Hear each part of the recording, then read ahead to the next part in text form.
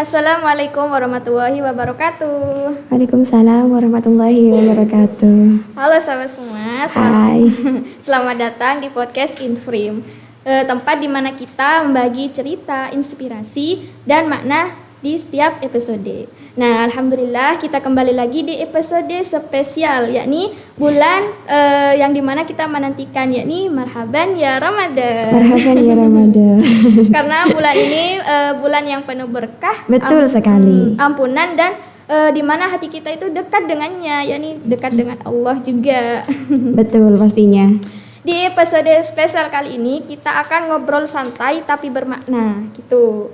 Dan dengan judul cinta dan antara cinta dan ibadah, kesucian di bulan Ramadan. Jadi gini, dalam bulan puasa Ramadan itu kita itu bukan hanya diuji dengan cinta, perasaan, rindu, tapi bahkan kita itu diuji dengan perasaan yang belum halal gitu. Jadi pasti. Gimana sih seharusnya untuk menyikapi antara cinta dan ibadah itu dalam bulan Ramadan gitu. Dan pastinya kita akan bahas bersama. Dan di sini juga ada aku nggak bakal sendiri ya. Dan di sini juga ada Mbak Uling Ultraman. Kok Uling? yang bakal sharing banyak hal menarik dan seputar Ramadan. So jangan kemana-mana, tetap dengerin podcast Infram kami. Jadi sebelumnya mohon perkenalan dulu ya. Ya, silahkan. Jadi Assalamualaikum warahmatullahi wabarakatuh. Waalaikumsalam warahmatullahi wabarakatuh. Halo viewers. Jadi perkenalkan, nama saya Dwi Nurul Fahmi. Pasti sudah banyak mengenal ya, karena saya sudah 2 atau 3 kali berada di sini untuk mengisi podcast. Alhamdulillah. Alhamdulillah. Senang sekali bisa berada di sini lagi. Dan diundang oleh salah satu host yang istimewa. Dan juga topiknya cukup menarik ya, tentang cinta Antara cinta. Antara cinta dan ibadah. Ya, cinta itu memang fitrahnya ya, dan ibadah juga kewajibannya. Jadi menarik buat remaja yang berada di era asmara Gen Z saat ini. Simak betul-betul. Asik. Tapi ya ngomong-ngomong lebaran, padahal baru kemarin ini loh kita menjalankan lebaran. Nah sekarang juga mau lebaran lagi gitu. Iya betul. Nggak nyangka aja gitu. Iya. Perasaan saya masih kemarin gitu yang beres puasa Syawal, dan hari ini sudah melewati puasa Ramadan gitu. Iya. Jadi gimana ya kok waktu itu terasa semakin cepat aja gitu. Dan gimana ya, aku tuh kayak ngebayang pas waktu khasnya gitu, pas waktu ngabuburit. Kok ngabuburit? Iya, pas nungguin azan maghrib sambil Iya sih, keliling-keliling komplek gitu. Dan yang paling seru tuh kayak ketika suara emak-emak tuh ketika bangunin anaknya sahur. Iya Masya pasti. Allah. Aduh. Nah, iya sih gitu. Umi saya juga. Tapi kalau saya jarang ngabuburitnya, soalnya satu ya gak ada teman, masa sendiri. Emang kamu sendiri kalau ngabuburit? ya enggak enak juga di jalan. Ya itu, aku juga gak punya gak punya partner gitu buat ngabuburit. Jadi sama Umi dah di rumah masak gitu. Tuh kah. Sebentar lagi pulangan ya, pulangan pondok. Jadi bakal ngerasain yang kayak gitu lagi deh. Ada bosannya, ada senengnya. Seburung lah. Sebelum masuk inti ya, aku tuh mau nanya, apa sih yang paling ditunggukan saat bulan Ramadan ini? Saya sendiri. Iya. Oh, ya tentunya yang paling teratas ya. Yang paling ditunggu saat bulan Ramadan adalah berhubung kita adalah seorang santri ya, yang berada di pesantren saat Ramadan. Ya pastinya yang ditunggu-tunggu oleh semua santri adalah liburan liburan di bulan Ramadan. Yang pasti itu sih. Dan juga yang kalau sudah pulang ke rumah saat bulan Ramadan itu hawanya itu beda gitu, kayak tenang, sejuk gitu. Senang pokoknya kalau ada di rumah saat Ramadan, saat ulangan Ramadan gitu. Oh, berarti yang paling ditunggu itu adalah pulangan ya? Ya pastilah. Tapi jangan diabaikan momen-momen Ramadan di pondok itu juga seru juga gitu. Gitu ya. Iya. Yang kedua nih ya, Iya.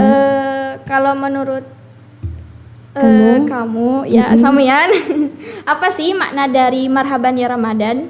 Marhaban ya Ramadan. Iya. Maknanya ya yang sering didengar oleh semua orang ya. Semua orang ya yang lumrah gitu didengar marhaban ya Ramadan itu artinya ya selamat datang bulan Ramadan. Tapi jika kita menggali lebih dalam, jika kita mencari artinya yang terdalam adalah ada 2 unsur begitu. Jadi yang pertama marhaban yang diambil dari kata rahab. Rahab ini memiliki banyak arti sebenarnya, tapi yang paling menonjol adalah artinya lapang, yang berarti marhaban lapang gitu. Ya berarti dalam hati begini. Engkau datang, wahai bulan Ramadan, engkau datang dan kami menyambutmu dengan lapang hati, begitu. Kami tidak pernah menggerutu karena mau berpuasa 1 bulan penuh kan ya? Iya. Ya kita nggak menggerutu gitu. Sebaliknya kita menerimamu, menyambutmu dengan sepenuh hati, dengan senang hati gitu. Kemudian yang kedua maknanya adalah bisa sebagai tempat untuk mengambil bekal perjalanan jauh atau sebagai tempat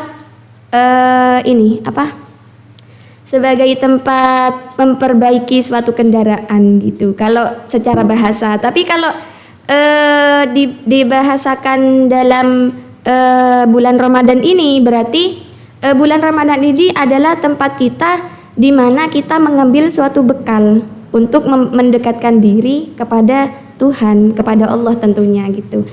Dan juga tempat kita untuk memperbaiki diri apa yang telah rusak dari diri kita gitu.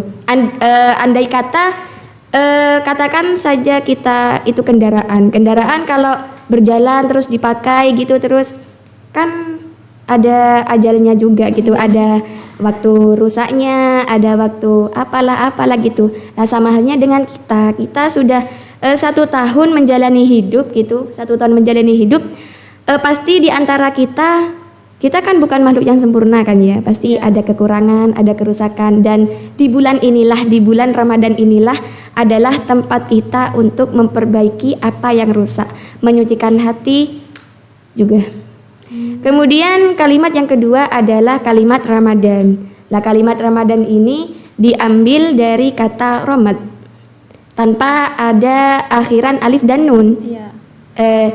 Berhubung dalam kata Ramadan ini ada akhiran alif dan nun dan berbunyi Ramadan, maka perlu diingat dalam kata bahasa Arab jika bahasa itu ada akhiran alif nunnya maka itu menggambarkan sebuah kesempurnaan, dan dalam arti Ramadan ini adalah bulan yang sempurna gitu. Jadi intinya itu pada kalimat marhaban ya Ramadan itu bukan hanya sambutan ya. Iya, tapi lebih, juga dalam hati juga gitu. Lebih agak gimana caranya sih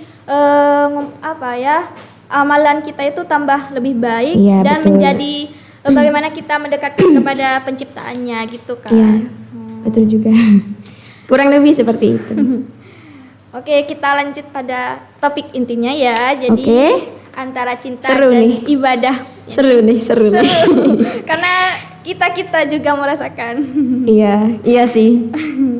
Oke, kalau bicara soal cinta di bulan Ramadan, banyak yang mungkin merasa baper ya, karena bulan ini kan penuh keberkahan dan momen berdoa. Iya. Apalagi masalah jodoh. Oh, Tapi gimana sih sebenarnya Islam memandang perasaan cinta, terutama di bulan suci ini? iya.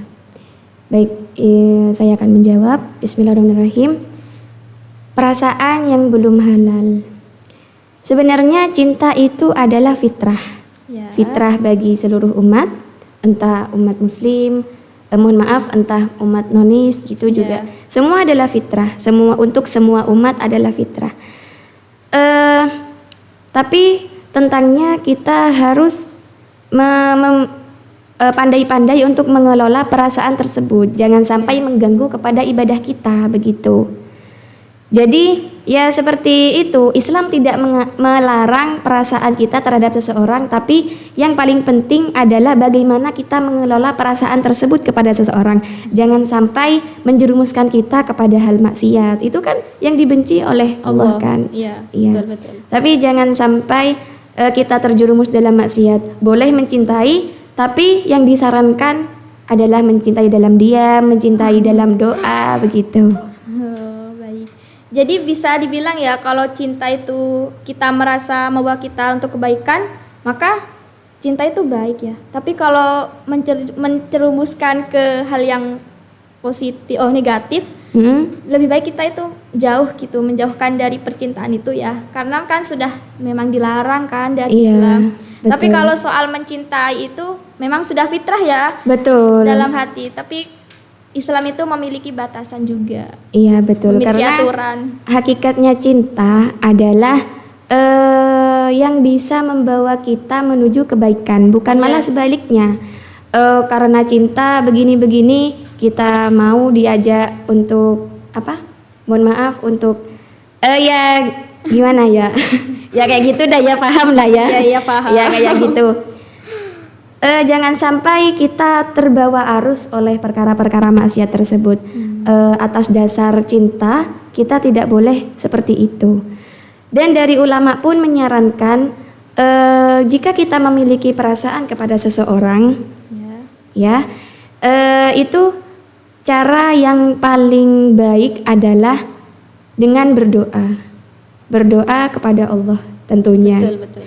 Bukan malah kita ini sibuk merayu atau stalking sosmednya gitu, apa jenenge, caper apa sih, cari perhatian caper. Gitu biar disukai balik gitu, itu lebih baik jangan. Betul juga sih kalau dipikir-pikir. Jadi kalau dipikir harus tanam dari kita manusia juga. Banyak khilafnya ya. Iya. Sudah. Iya. Jadi gimana sih cara hati biar fokus ibadah dalam Ramadan gitu?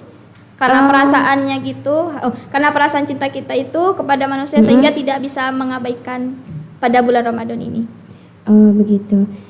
Mungkin ada banyak cara, tapi yang yang sering saya lakukan termasuk dan yang saya pahami ada beberapa cara. Yang pertama adalah niatkan bulan Ramadan ini sebagai ajang memperbaiki diri, begitu. Menyucikan hati, membersihkan jiwa, begitu. Jadi fokuskan dulu kepada ibadah dan introspeksi bahwa kita adalah seorang pendosa, gitu. Terus yang kedua, jika memang perasaan itu ada pada hati, maka kita cukup serahkan saja kepada pemilik hati, yaitu kepada pemilik hati adalah Allah. Karena Allah itu adalah maha pembolak-balik hati gitu. Jadi apapun yang kita minta kepadanya, jika memang itu yang terbaik menurut Allah untuk kita, untuk agama kita dan untuk kehidupan kita, maka Allah akan mempertemukan dalam pertemuan dengan cara yang paling indah. Begitu. Jadi hanya masalah waktunya saja ya. Iya. Dan pertempuran langit. Jalur langit kalau sekarang. Oh iya sih. Jalur langit kok pertempuran langit. Mbuh. Jadi kalau kayak kata tadi ya, kan kita boleh mencintai tapi harus mendoakannya ya. Karena kita itu enggak seharusnya memiliki. Jadi apa ya? Kalau kita itu pengen ke seseorang, kita itu harus bisa mendoakannya ya. Betul. Tapi nggak harus ya Allah jodohkan dia. Nggak harus ada kontak fisik gitu, nggak ada harus kontak fisik, nggak harus ada kontak chat, apalah gitu. Kontak fisik maksudnya ketemuan gitu, pegang-pegangan tangan ya gitu. Allah. Sudahlah. Astagfirullahaladzim ya Allah. Sebelum kita tutup, mungkin ada pesan untuk Mbaknya atau sebuah kata-kata semisal? Gak banyak sih yang ingin saya sampaikan, cukup Yang paling penting adalah menjadikan Ramadan ini sebagai ajang memperbaiki diri tadi. Jangan biarkan perasaan mengganggu ibadah kita begitu. Tapi jadikan perasaan itu sebagai motivasi yang unggul gitu.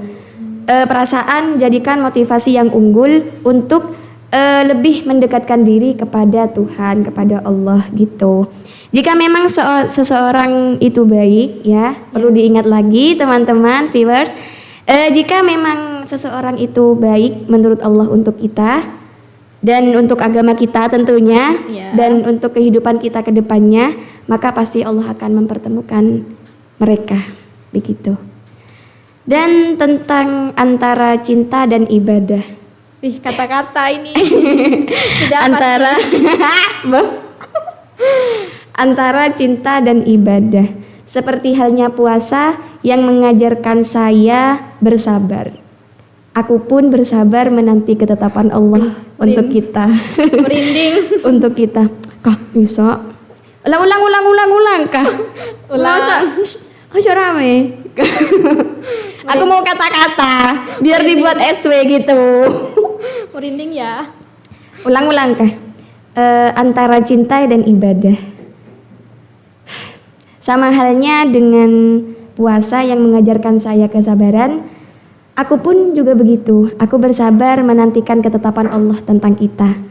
Biarlah bulan Ramadan ini yang menyaksikan aku menyebut namamu dalam doa. Masya Allah, tepuk tangan dulu. Ana hubbuka fillah. Ya meskipun gak ada siapa-siapa sih sebenarnya. Masa? Iya. Bohong. Enggak ya, canda. Bener sih kata Ustadz, kata Gus, benarnya sih kata Gus Toyib ya. Gus Toyib nih. Iya, Gus Toyib. Muridnya Gus Toyib nih. Iya. Kita itu sebelum mencintai hambanya, sebelum mencintai penciptaan, sebelum mencintai ciptaannya, cintai murtad Sawi. Enggak ini. Sebelum mencintai yang diciptakan, kita itu harus mencintai penciptanya dulu atau mendekati penciptanya dulu. Karena cinta kepada yang diciptakan itu tidak akan sempurna sebelum kita mencintai yang menciptakan. Wih, gitu. Masya Allah, tabarakallah. Gitu. Mungkin ada kesan ya dalam barusan dawuhnya Gus Toyib. Ya. Mungkin sebab kita tidak mencintai penciptanya dulu, kita berujung kecewa pastinya. Betul. Berujung sakit hati gitu. Berujung ya tidak seekspektasi diri lah.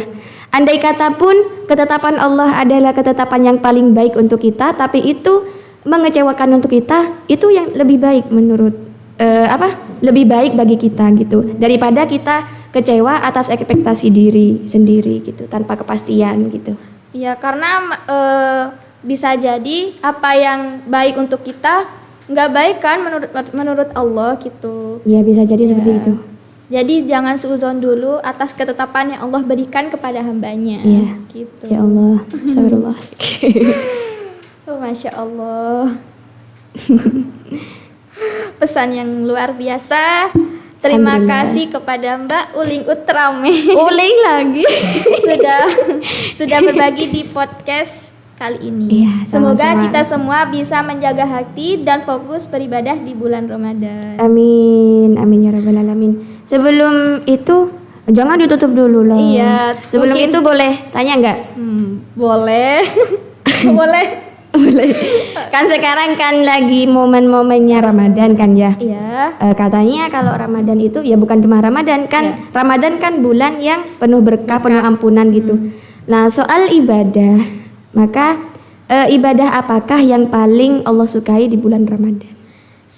Seperti amalan gitu ya. Iya. Nah, sebenarnya itu amalan yang paling Allah cinta itu bukan hanya di bulan suci ini. Iya. Di setiap hari, di bulan-bulan manapun Allah pasti mencintai amalan hambanya. Tapi dengan standar, apa standarnya itu adalah dengan niatnya gitu. Iya. Berarti semua itu tergantung dengan niatnya. Innamal a'malu binniyat. Ya Allah, sampai bareng.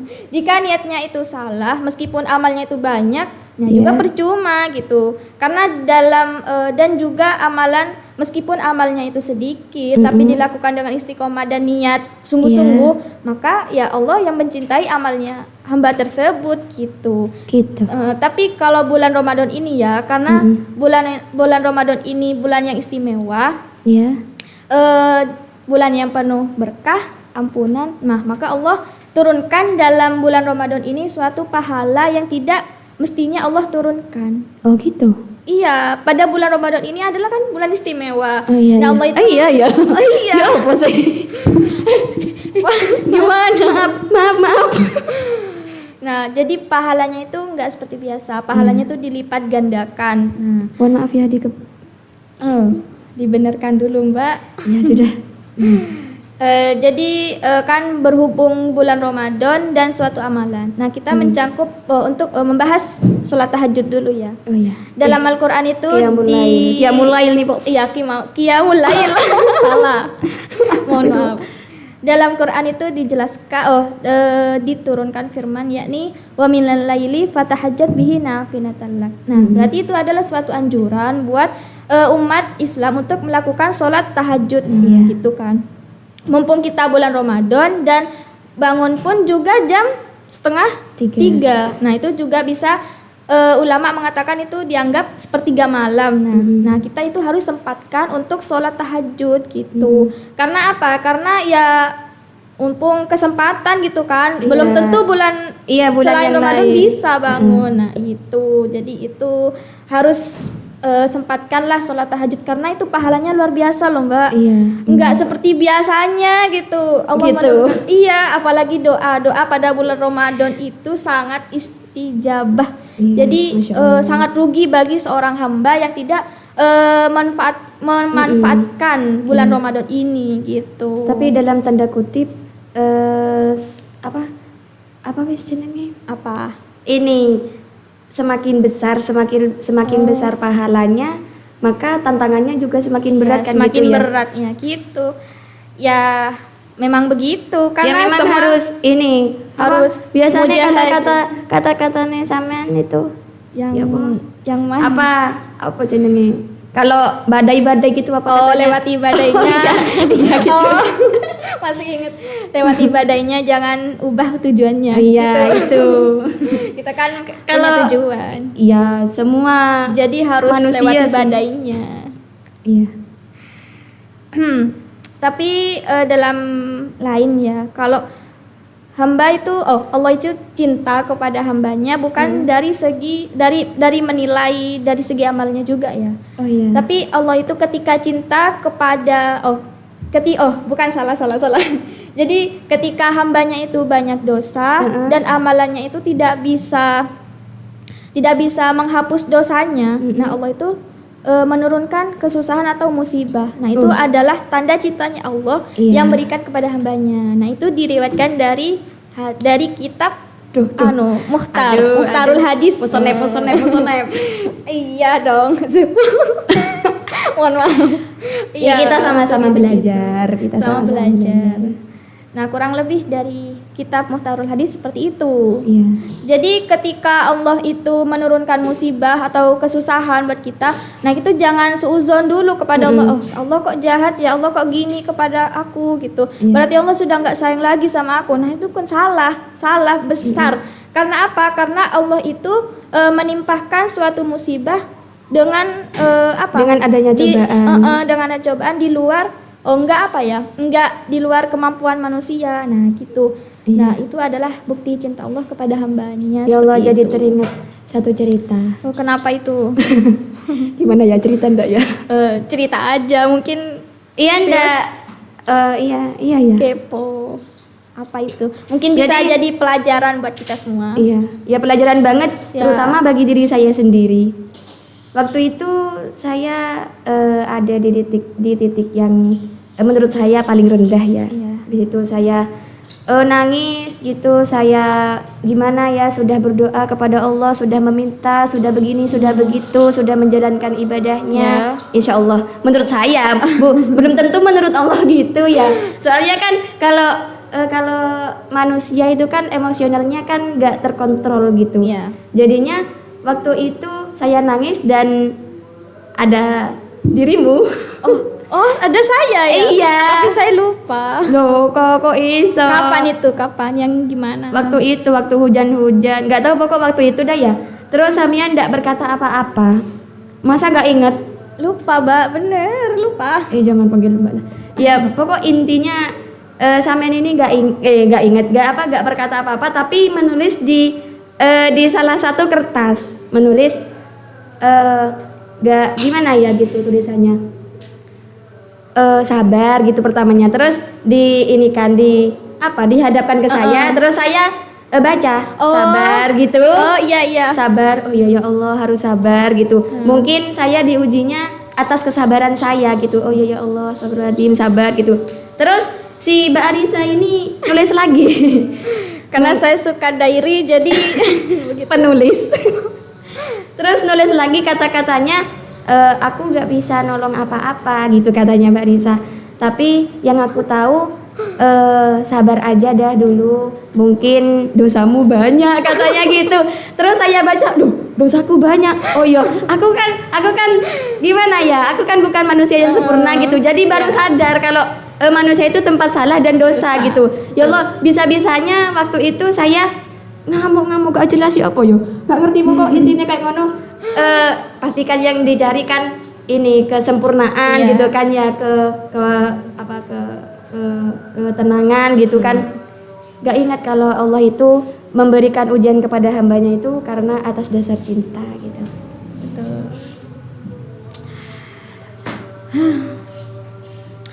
Baik teman-teman, itu tadi obrolan kita tentang cinta dan ibadah di bulan Ramadan.